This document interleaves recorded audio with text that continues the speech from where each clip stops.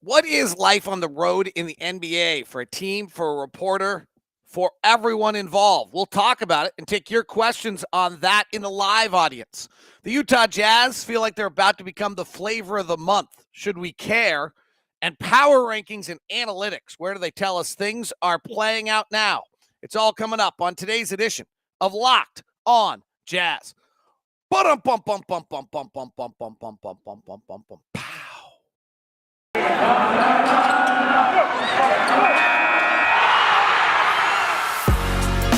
You are Locked on Jazz, your daily podcast on the Utah Jazz.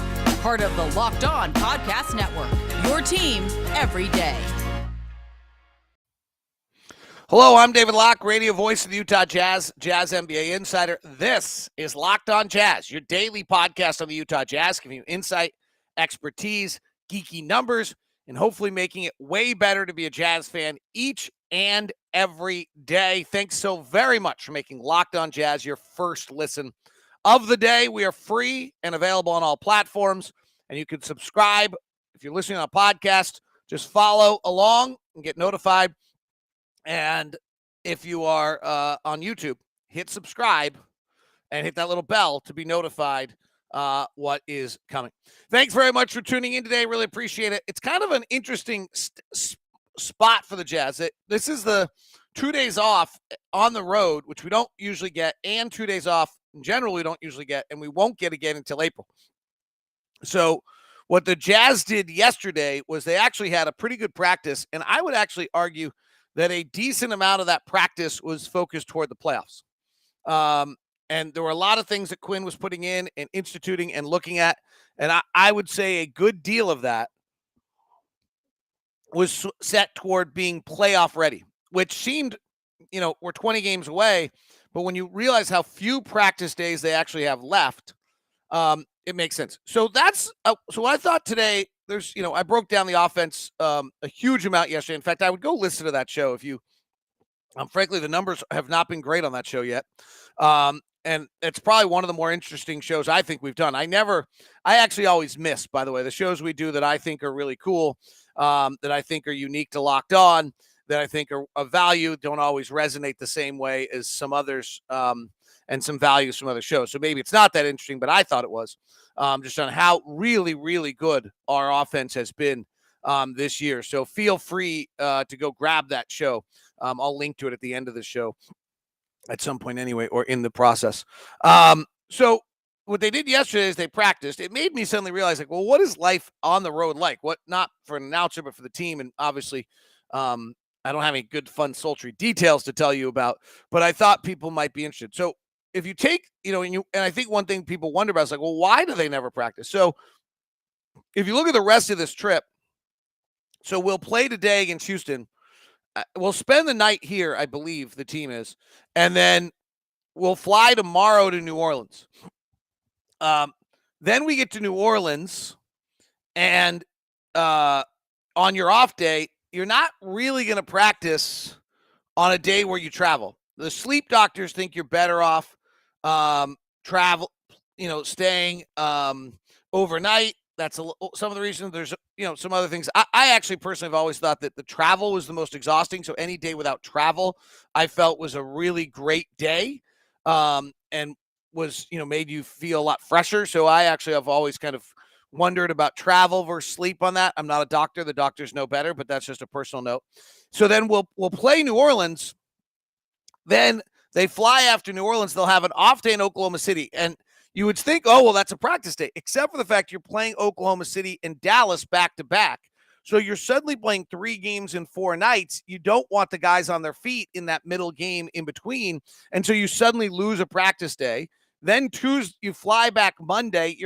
You've played 3 games in 4 nights, so you're not going to practice Tuesday. I think we play Wednesday at home against San Antonio. And then Thursday, you've now been home for a little while. And I think we would practice, except for the fact that I almost feel like we have another road trip coming up on the backside of it. Sorry, when I was not on the road, my knowledge of the calendar got a little less good. Didn't have to make dinner reservations all over the place. But this is why, if you wonder, sometimes we play at home against the Blazers on a late game, and then we head to San Antonio, so you won't practice the 10th, because you might get together, but it's unlikely you're going to practice the 10th with a flight to San Antonio on the 11th, and you're not going to practice the 10th because we're playing 3 games in 4 nights again, where you play the 11th against 12th against Sacramento. You're going to take 13th off on Sunday, and then you play the Bucks on the 14th, and you might get a practice day in the 15th. So yesterday, Quinn has him on the 1st of March, and his next practice day is going to be on the 15th. So, like, that's why you hear this thing about, and then you end up with slippage, right? And then coaches have to kind of rear back in. We should probably be able to get a practice the 15th and the 17th, limited because we have games, but then we will not practice again. That we play 19th, 20th, 21st. We play 3 games in 4 nights on that next road trip.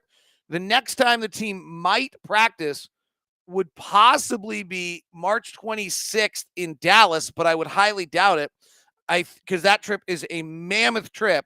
So the next practice day that Quinn Snyder has on his team between 2 home games is not until maybe April 4th.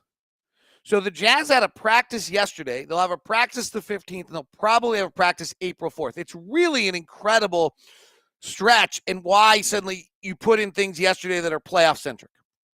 That's the first thing. All right, so what is, like, the schedule? Like, eating.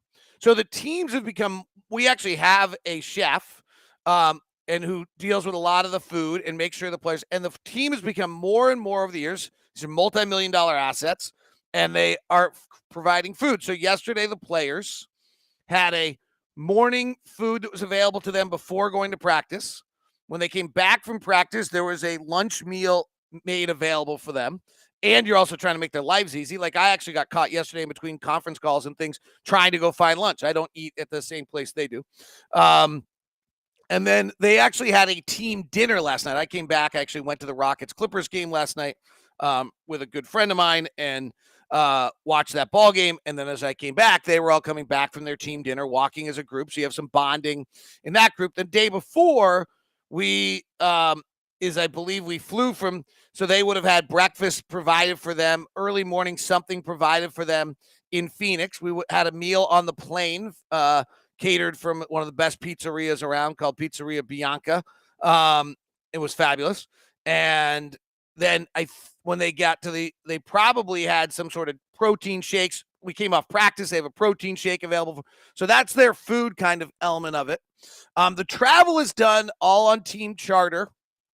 The whole group, which right now is about 16 coaches and 4 medical staff and 2 PR people and social media and all the players. And I'm forgetting some element of something here. 4 or 5 strength and conditioning, 3 or 4 strength and conditioning coach. So it's a big traveling party. And that all works. We actually move around town right now in 4 buses, which is left over from COVID. We used to have 2. And so there'll be various buses, and you're kind of assigned to a bus, and you go when that bus goes to the arena. And so my bus leaves at a certain time today, and I jump on that bus and go to the arena.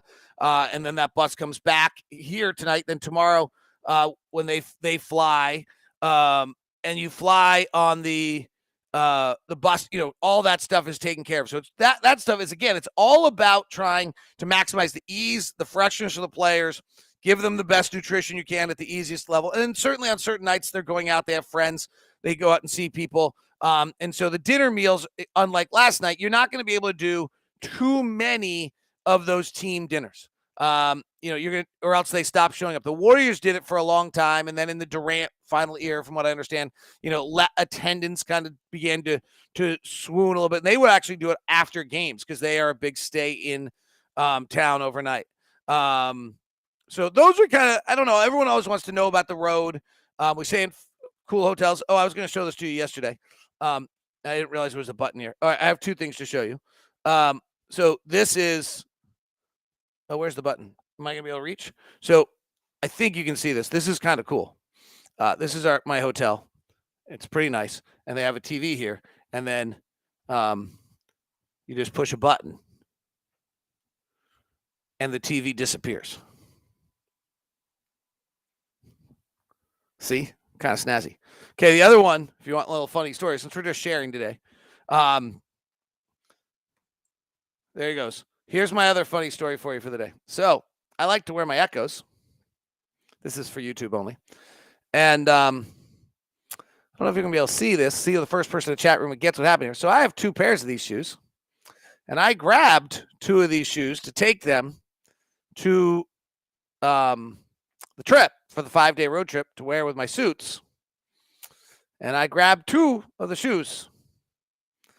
And I evidently grabbed the left foot of each of my pairs of the exact same shoes. Cute.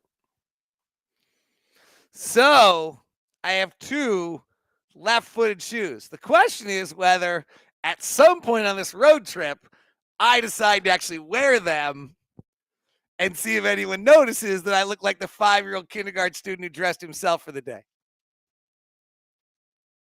Yes. Matt N says, I guess we point out what kind of dancer you are. That is accurate.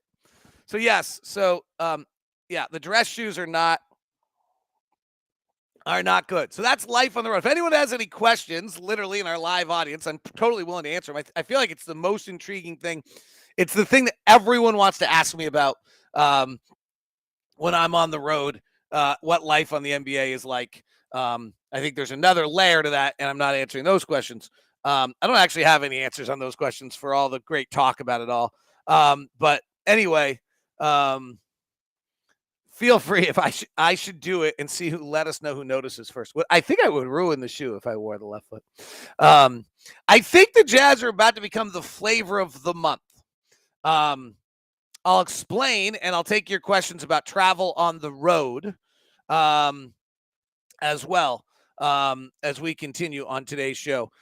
There's a really neat company that I worked with, did a bunch of work with, called Summit Capital. And Summit Capital is a local investment group made up of successful business operators, Matt, David, and the crew. So they funded part of Locked On when we took our public funding and did our round. They are now looking to provide capital for management seeking to buy out the owner of businesses that they work in. So this is a really interesting situation. So if you work for a company, family owned, you've been the manager for a long time, you're super close to the family, as those great relationships are, and maybe you kind of realize the company can go even further. The owner doesn't want to put in that kind of juice. The company's fine for what it is. Or the owner's looking to kind of get out of it. Maybe the next generation's not that interested. You're the logical one, but you don't have the capital. Summit Capital is here to provide you for the capital so that you can be the one that takes that company. Everyone wins, right? You get the capital from Summit Capital. You can take over the company, take it to the next stage, build into something bigger, and the original founder family gets their money and moves out. They're also looking for owners seeking to sell their businesses and entrepreneurs seeking capital to help grow their businesses. They're entrepreneurs themselves. They approach investing with the mind of an entrepreneur. Unlike private equity or venture capitalist funds, they're not artificial timeline horizons or exiting. They never once asked me about an exit. When we asked about for funding, they want to know the business plan. They want to know the details, but they never asked once, well, when are you getting out? When are we getting our return? So it was kind of a really pleasant experience. You can contact Matt via text or voice at 801-796-2033. That's 801-796-2033. Or email lockedonjazz@summit.caputah.com. That's lockedonjazz@summit.caputah.com. No dot. Sorry, I missed that. lockedonjazz@summit.caputah.com. Or you can click on the website summitcaputah.com to feel free to reach out to Summit Capital, and hopefully that'll be a great mix for you and bring you all sorts of success. Have you played PrizePicks yet? PrizePicks is the daily fantasy made easy. You pick 2 to 5 players, over under on projections, and you can win up to 10 times on any entry. It's just you versus the projected numbers. Entries can be made in 60 seconds or less. It's that easy. PrizePicks is safe and offers fast withdrawals. Use the award-winning app both on the App Store or Google Play. PrizePicks offers a variety of options, and you can even intermix games, or you just go simple points scored, rebounds, steals, all sorts of things like that. It's got the NBA. It's got college basketball, college football, NFL, MLB, soccer, MMA, and more. For a limited time, PrizePicks has an exclusive no-brainer offer for all of Locked On listeners. Users get $50 for free if a player in your first PrizePicks entry scores a single point. You must use the code NBA. That's right. This is an exclusive offer to Locked On listeners. Sign up today and use the code NBA. $50 for free if a player in your PrizePicks scores a single point. That's at PrizePicks. Download the app. All right. Some of the questions coming in. Do you wear a pair of game shoes every night? Really curious about that with a growing. Do the guys wear a new pair of game shoes every night? Really curious about that with a growing trend of giving them away. And are they provided by the or player provided? Those are great questions, Tyler. I'm going to see if I can find answers. So my understanding is it depends on the player. Some players wear their shoes for really, really long. Obviously, Don's giving them away a lot. The other one that might be a little tricky, unless you really see them take off their foot, some of these guys have security people who bring a pair of shoes out for them that they give away that might not be their game shoes.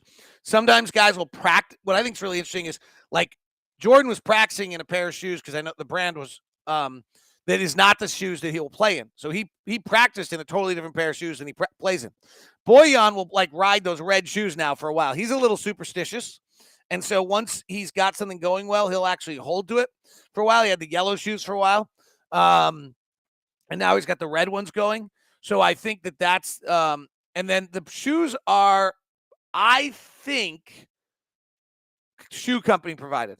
But team like Adam Klauke, equipment manager of the year, has a whole box of shoes when he actually has one box that's just all Dons. So for Donovan. So it's a little bit of each, but Tyler, I'll go look around and see what I can find out about that. That's a fun, great question. Bailey says, what is the vibe amongst the players right now? Is the chemistry good from your standpoint? So, last night I saw them walking back from their dinner. Rudy and Donovan were the first two guys in the front talking amongst themselves with a group of guys. Hassan was like 3 or 4 guys back, and it was a big group. So they were coming back from dinner last night. So, some of this talk is a little bit ridiculous that we've just kind of constantly heard. They were engaged in practice. Practice was pretty heavy yesterday. There was a lot of work that was put in yesterday's practice. So they seemed engaged. It wasn't like a frolicking practice in the sense that everyone's like hooting and hollering and joking and things like that. And they've always been that group where they've gotten along and they've had good juice and energy. I think Daniel House has been a really nice addition to this group. Just he brings a different energy and a different type of guy. And I think that there is kind of, if you look historically through this team and Quinn's team over the last few years, when there's a roster shakeup, it adds and brings a little bit of new texture and juice to the group that's been positive. So if you think back of the Kyle Korver trade when he came, Alec Burks, Jordan, the Alec Burks, I think that was Alec Burks, Kyle Korver trade that took place when we were in Brooklyn, and we were kind of floundering, and then boom, there's the Dante Exum, Jordan Clarkson trade and Jeff Green release that took place in Miami on December 23rd, and that added a little bit of a bounce. And I think there's a little level here where, as weird as this is, the Joe Ingles injury which led to the trade, which then leads to the Daniel House getting time and Trent Forrest getting time, and the shakeup that's taken place and really totally changed who we are as a team. We're just so dramatically different than what we were before. It's so weird how one or two guys I feel like can really just change the composition of the roster. That seems to have added a little bit of a shakeup that I think is not a bad thing. And that seems to be, what has been a script that we followed for quite some time. So it's that I think is the case. So we'll see. I think there's something to this. I was talking to actually my buddy yesterday. If you're building an NBA roster, I think you have to have some guys that are playing for their lives. We didn't have any, I remember I was talking to, all right, so a bunch of conversations here, and I just don't know if it's appropriate for me to say who, so just go with it. So 3 years ago, I was at coffee in the offseason with someone, and they said, well, what do you think of the upcoming season? We had just signed Bojan, and we just made all the changes from Ricky Rubio and Jay Crowder. And I said, well, the challenge is getting everyone to play hard. And the person looked at me like, what do you mean? And I said, Ricky Rubio and Jay Crowder have to play hard or they go home. If they don't play hard, they go home. Because if they don't, they're not good enough offensively. Bojan, Joe, they're good. Really, really, really good. They don't have to play that hard. They're going to hit 40% of their threes, and they're not going to have to go home. Whereas those other guys do. We have some guys right now that have to play hard or they go home, right? Trent Forrest is like living a 5-star life, eating all those meals I just talked about, staying in beautiful hotels, traveling on charters, hanging with superstars, living the life. He don't play hard. He goes home to Florida or is in Europe or is in the G League. Daniel House was at home in Houston, out of the league for a little while there. Like, he's going to play hard or else he's going home. And I think frankly, Eric Paschall is going to play hard or he's going to go home. And I'm not criticizing, like, Rudy Gay goes home. He goes home with $150 million or whatever it is. Like, I'm not criticizing because that's where they are in their career. And I think, frankly, like, you need to have great players. But I do think you have to have a few guys on your roster who have to play or else they go home. And I think that's changed on who we are a little bit on the roster recently and changed the impact of who we are as a team. Yo DD. Players always eat at the same places when they travel. That's a great question. I would suspect yes, because we're all creatures of habit. I think this is the most interesting debate that I deal with on the road all the time. So Houston's maybe the best food city in America. One of my all-time favorite restaurants is Hugo's, which is a legendary Mexican chef here in town. Another one of my favorites is actually an Asian place called Kata Rabata. Amazing. My other favorite is anything Chris Shepard does. One of my favorite chefs. I got 2 meals here a year. Do I just go to my 2 favorites every single time? Or do I try a new place? We tried a Vietnamese place the night before that was the chef had been on Master Chef and won a bunch of stuff and was outstanding in different flavors I never had. It was super. And then yesterday I actually went to Hugo's new restaurant, Herbe, which is a Mexican street food, and it was incredible. I might go back there for lunch. So, like, do you go back to the place that really well? Like, so we're going to Atlanta once a year. There's a place called South City Kitchen, which makes the best fried chicken. It's amazing. Cool. Barkley suggested it to us. Like, if Charles Barkley's suggesting food, you go. Do you just go to South City Kitchen, or do you go find someplace new, but then you don't get South City Kitchen for 2 years? And then, like, for how long do you go not going to South City Kitchen? It's kind of like, hey, these are the big fun. Houston, I think, is the best restaurant city because Houston's probably the most integrated, diverse city in America. There's not a great amount of food tradition. David Chang talked about this in Ugly Delicious. And so they're trying new things where if you're in New Orleans or New York or some of the more traditional restaurant cities, I feel like they're set to the standard that they have to keep because of their history. And if you look at like LA is probably the other food city in America right now. Houston has this Vietnamese culture and this French culture and this culture and all these. And there's a great Nigerian restaurant and there's Ethiopian food and there's all this different stuff going on here in Houston. And then they kind of start to meld together and it makes it really, really unique. So I think that's, I think that's it. Crowder brought some toughness to this team. He was a great role player. Still remember that. Oh, this is from Mr. E. I probably should tell that. Crowder brought some toughness to the team. He was a great role player. Still remember that Boston win. Hope we have some of these players you mentioned. Eric can be that guy.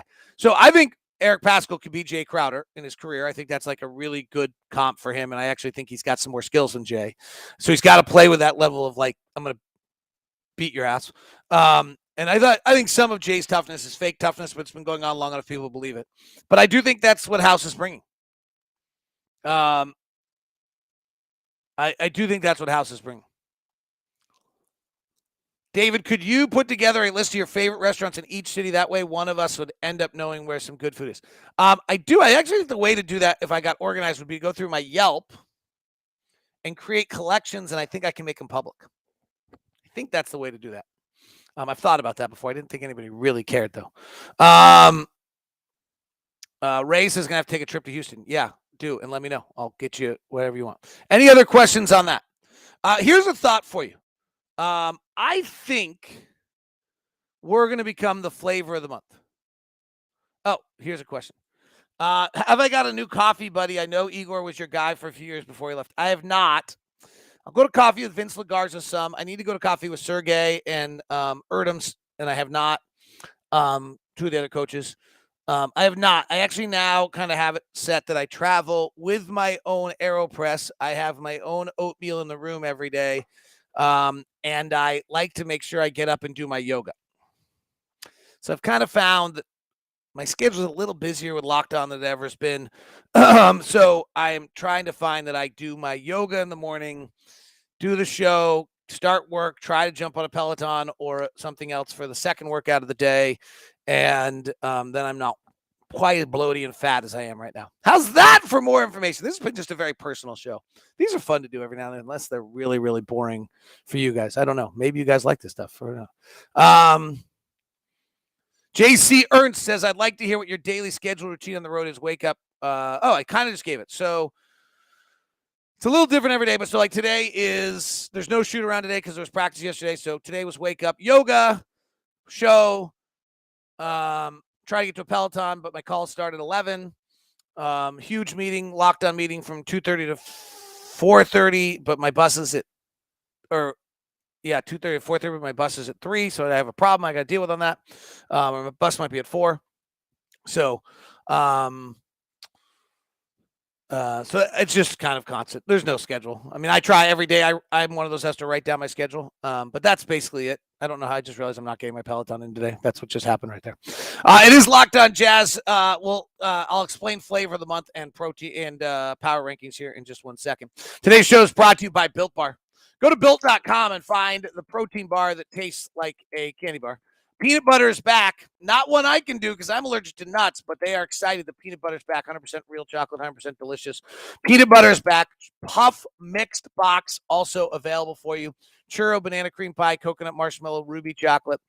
You can build a 12-bar mix box. You can choose your own flavors. The white cookies and cream is still there. Mint brownie, raspberry, peanut butter brownie, coconut double chocolate, coconut almond. Cookies and cream. Limited releases are out as well. Caramel almond delight. But the great thing about Built Bars, it's 130 calories, 2.55 grams, 4 net carbs, 4 sugars, 17 grams of protein. What I'm doing on this trip is I have a tendency to eat a fourth meal, which is what makes me and terrible.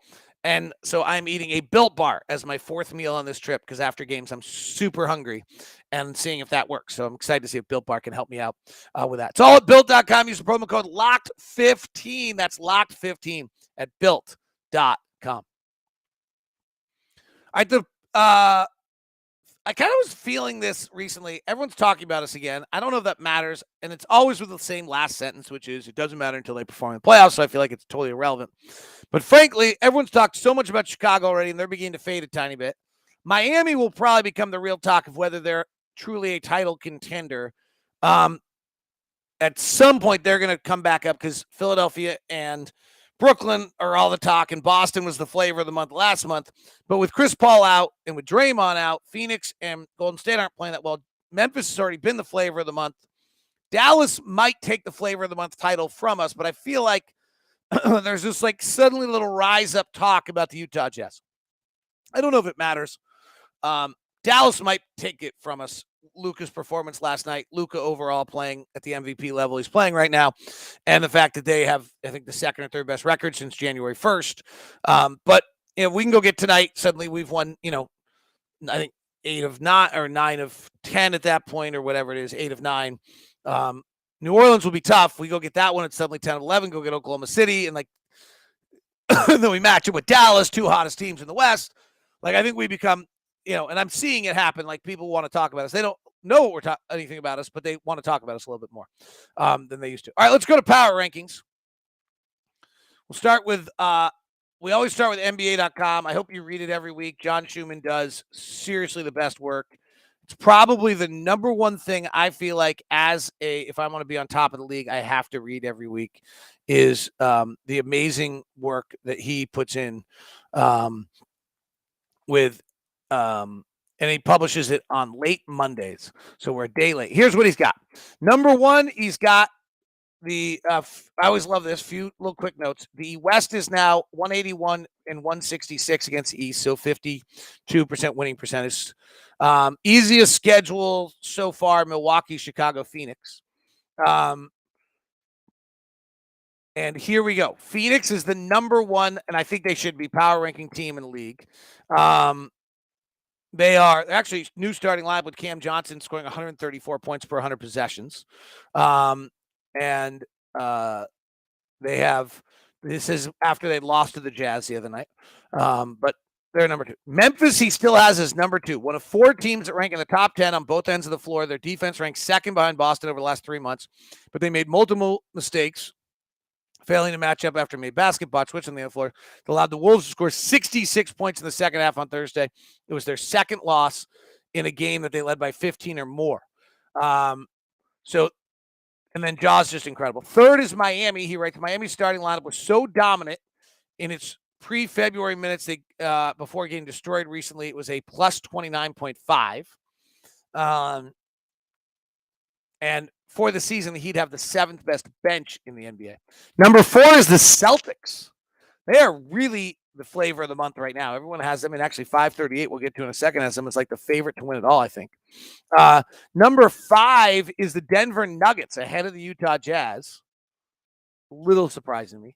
Number 6 is the 76ers. Number 7 is the Dallas Mavericks.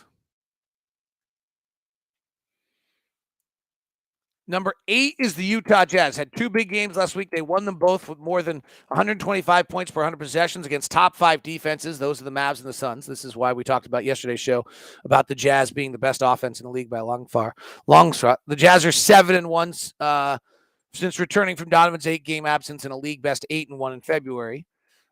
We need to actually not fall behind 100-0 to start games. By the way, I would suggest that. Warriors are 9.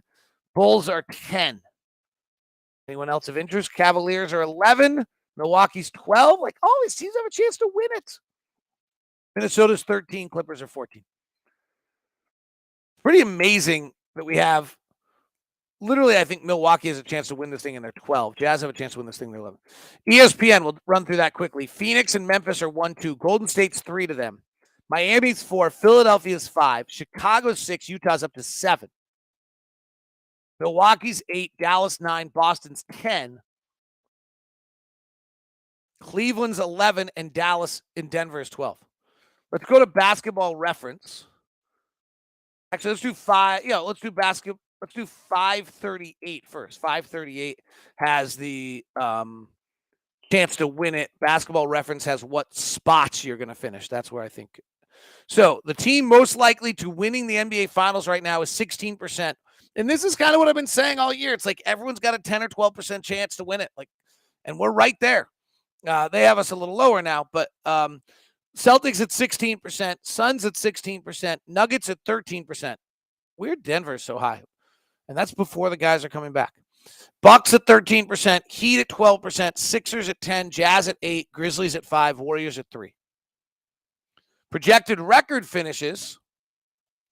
Suns the 1 seed. Grizzlies the 2 seed, Warriors the 3 seed at 54, Jazz at 52, Nuggets at 51. So we would play Denver in the first round of the playoffs. I don't know which I'd want. Dallas at 49 is 6th. And then 46 is Minnesota with the 7th seed in the playing game, playing the Clippers, who are at 42. The Pelicans at 36, and the 10th seed being the Lakers and the Spurs tied at 34. Is it possible the Lakers don't even make the play-in? Even I didn't project that. Wow. Let's go to Basketball Reference.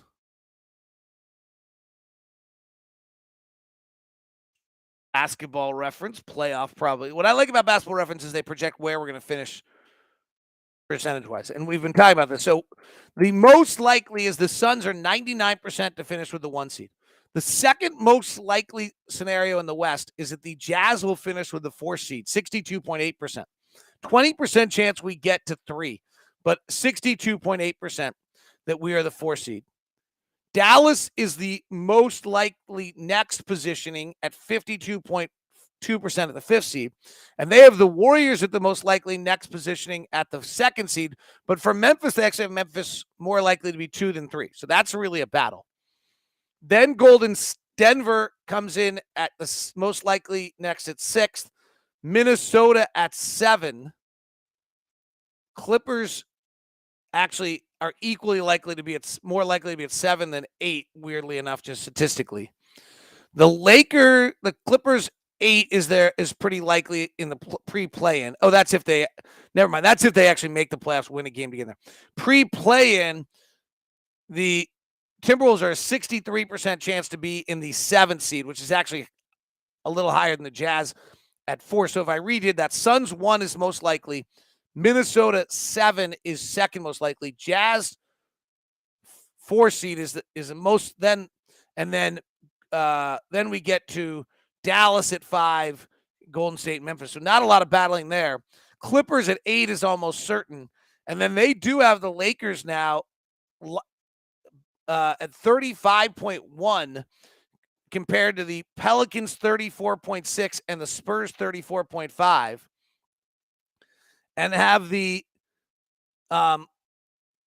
Lakers a slight advantage over the Spurs, but that, according to them, is a real battle as well. So the Lakers suddenly losing enough games and playing poorly enough without Anthony Davis that there is a chance, a 39% chance, according to Basketball Reference, the Lakers don't make it, 44% chance the Spurs don't make it, and 46% chance the Pelicans don't make it.